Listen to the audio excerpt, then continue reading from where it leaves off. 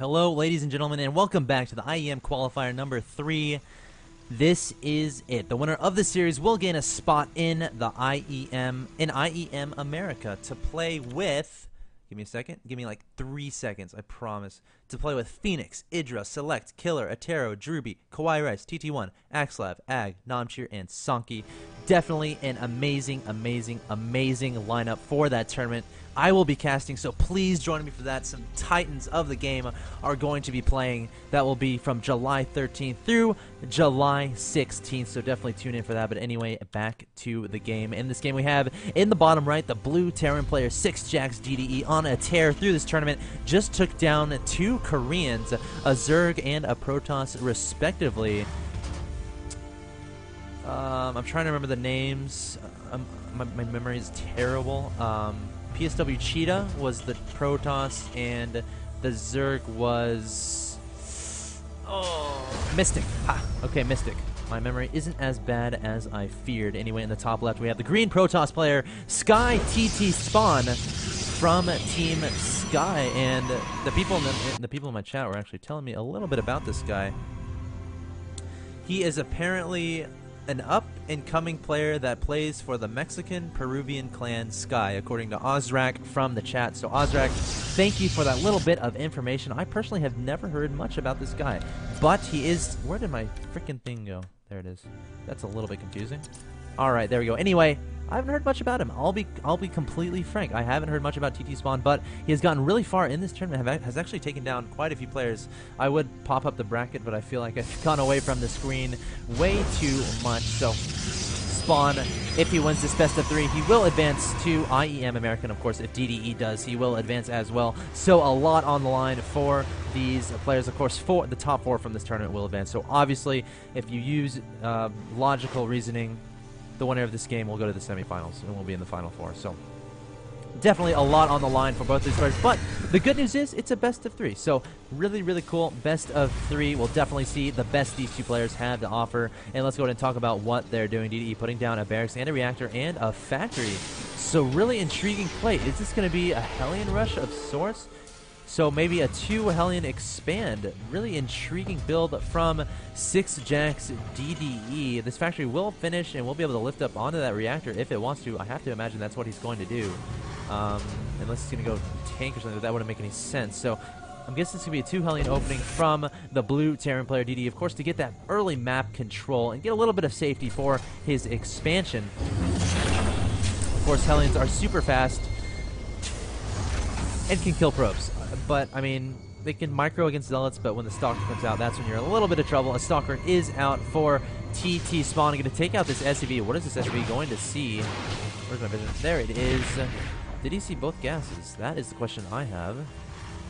No, he only saw 1 gas, so I had no idea that SpAwN took his 2nd gas, and really intrigued to see. I mean, both these players are actually teching up a decent bit before expanding. That's really unusual on this map because it's so long.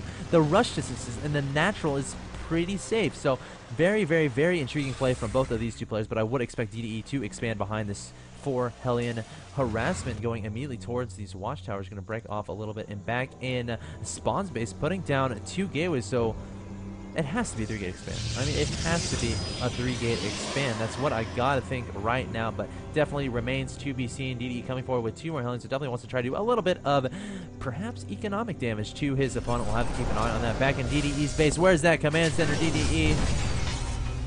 No, continues to produce a lot of Hellions, so a little bit Puma-esque, if I may say so myself, if you missed. Oh no, if this sentry goes down, that's actually... Oh my gosh, the sentry goes down. A probe almost goes down. The Hellions are running right by the Stalker, and the sentry going to make a beeline toward that probe line. Actually doing a lot of damage is sixjaxdde. Fries a lot of probes, so definitely getting a huge economic advantage at this stage in the game.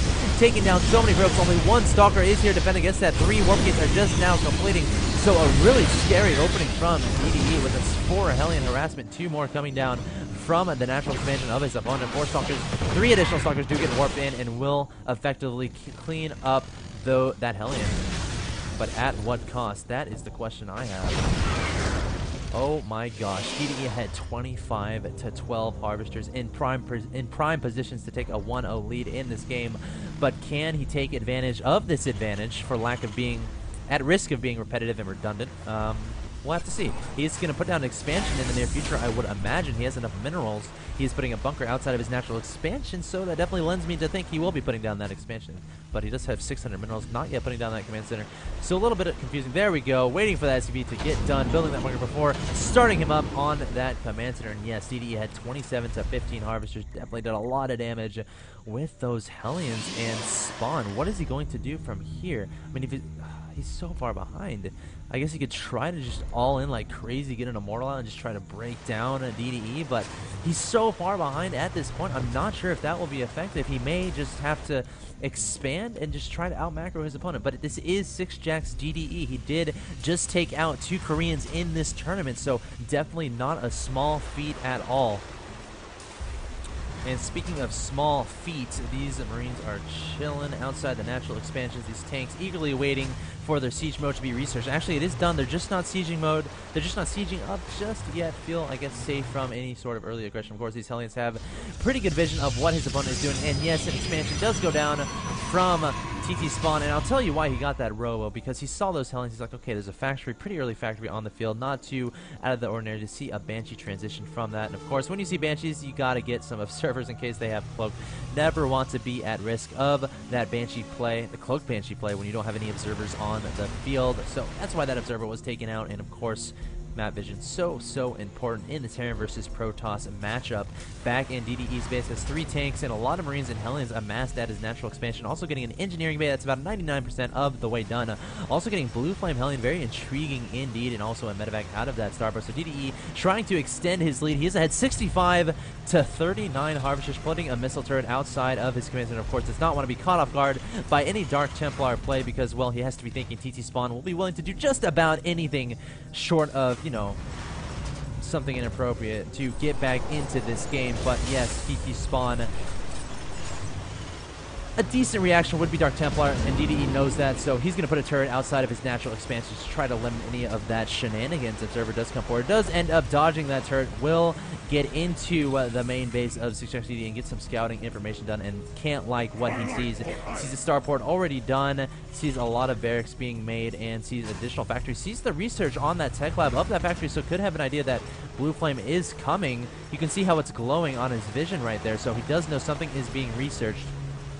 And also sees that factory on that reactor, so probably has a good idea that Blue Flame Hellions are on the way. At the same time, looks like DDE wants to take advantage of this Blue Flame timing and be loading up a medevac with 4 Hellions, but 2 Zealots await. 2 Zealots aren't too good against Hellions unless they can get some sort of...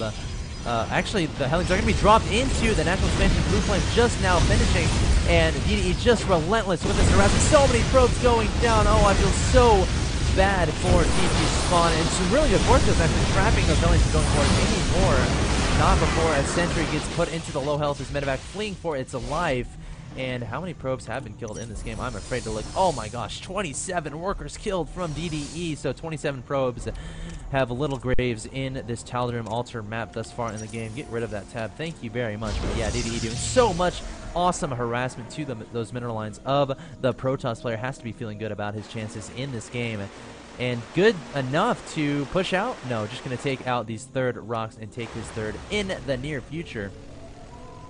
But DDE keeping his lead ahead 102 to 54 in that supply count. Going to be loading up another medevac with 2 Hellions and 4 Marines. Going to try to do so even more harassment. At the same time, has a medevac over here, but he doesn't have any friends inside of him, so won't be able to do any harassment there. May use this as a distraction somehow. We'll have to keep an eye on that. But yes, DDE coming forward might bring this medevac in. Yes, okay, he's trying to distract skyTtSpAwN by bringing this medevac over here, trying to encourage his units to come back to deal with that, while at the same time, oh, and skyTtSpAwN not going to take, oopsie daisies, not going to take the bait, going to take down that medevac and the Marines. So pretty good awareness from skyTtSpAwN. Very cool play indeed. Trying to edge his way back in this game every way he can. At the same time, DD coming forward to the middle of the map with lots of tanks and Marines. And something about this map is this cliff. You can siege tanks on the low ground here and do so much damage to the middle line with some vision out of a medevac. Let's see if DDE decides to take advantage of that. May just charge into his opponent's natural expansion. skyTtSpAwN has 4 Stalkers, a few Zealots, and some Sentries, but will that be enough? I'm not so sure. DDE gradually spreading out his things. Such a good thing to do. Hellions coming forward, trying to pry away some probes.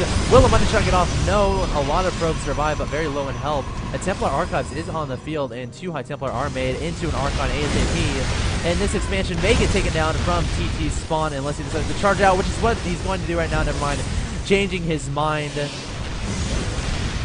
And it's close. He has to save his this expansion if he wants to stay in this game.